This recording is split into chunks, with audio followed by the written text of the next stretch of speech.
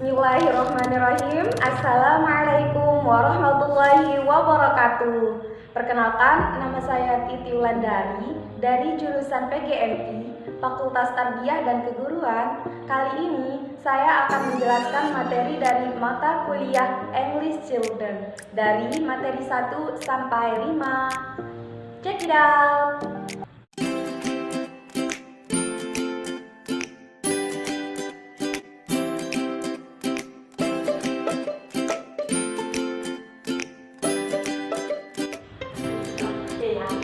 Baiklah, langsung saja kita ke materi 1, The Young Language Learner.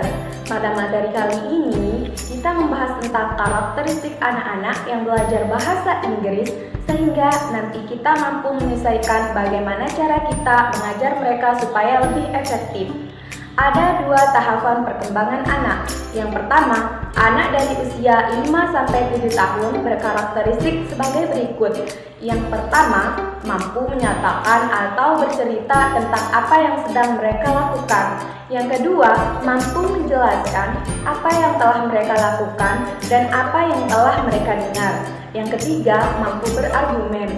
Yang keempat, mampu menggunakan alasan-alasan. Yang kelima, mampu menjelaskan tentang apa yang mereka dengar atau hasil interaksi dari guru. Yang keenam, mampu mereka tangkap jauh sebelum mereka belajar bahasa Inggris dan memang instingnya sudah terlatih. Yang ketujuh, kemampuan menguasai bahasa sudah terlatih jauh sebelum mempelajari bahasa. Yang kedelapan, mampu menyebutkan apa yang guru contohkan terhadap siswanya. Yang kedua yakni anak dari usia 8-10 tahun berkarakteristik sebagai berikut. Yang pertama, mereka mampu menjelaskan fakta. Yang kedua, mereka mampu bertanya atau memberikan kita pertanyaan sebanyak-banyaknya. Yang ketiga, mereka sudah mampu mempetakan dirinya bahwa dia suka ini atau dia suka itu.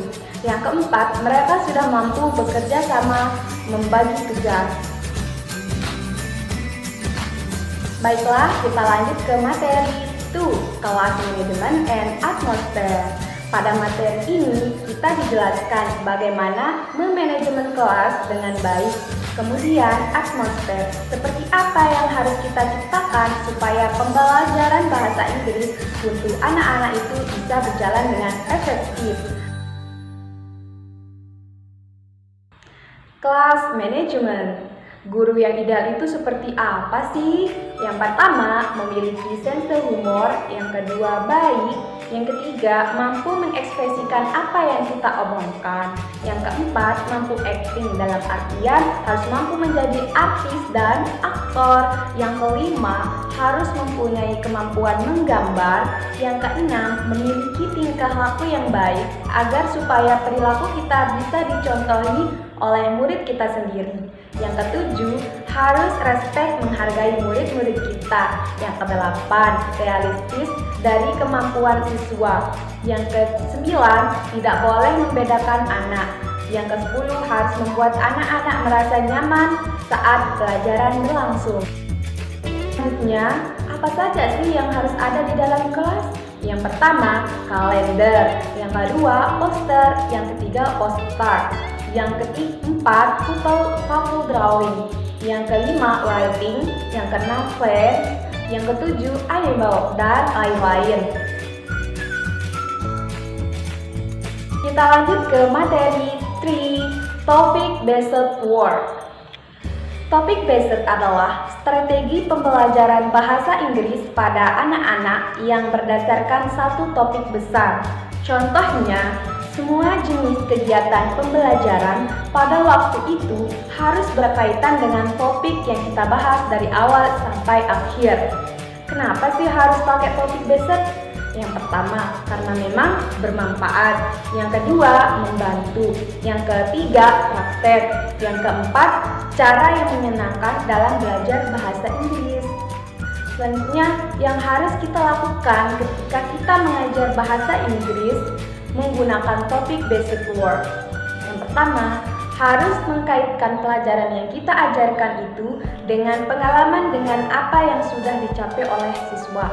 Yang kedua, siswa dapat mengkaitkan antara kata.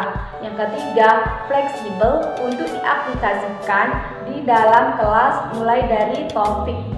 Yang keempat, selalu update dan bisa mempelajari karakter anak dan apa yang disukai oleh anak-anak tersebut. Yang kelima, semua skill disimulasi.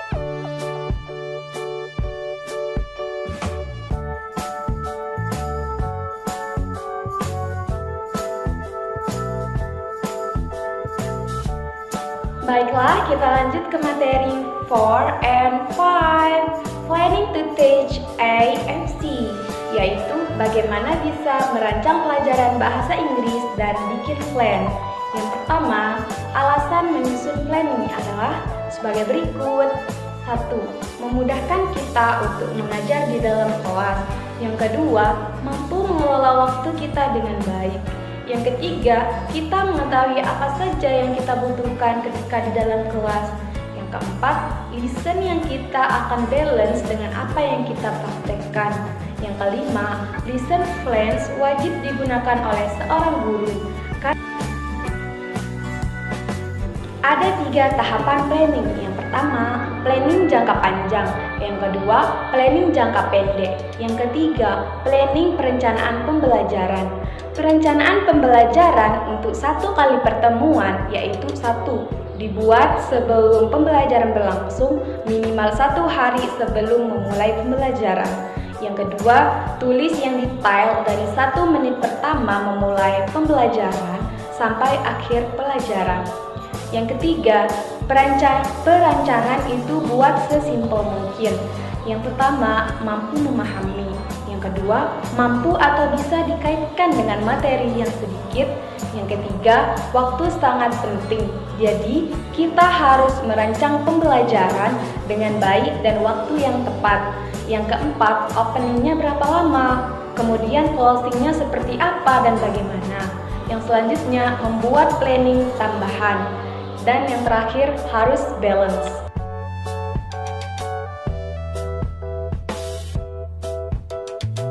Selanjutnya, sebagai guru yang profesional harus bertanya pada diri sendiri seperti yang saya sebutkan. Yang pertama, murid kita paham nggak dengan apa yang sudah kita jelaskan? Yang kedua, apakah planning yang sudah dibuat bisa berjalan dengan lancar atau tidak?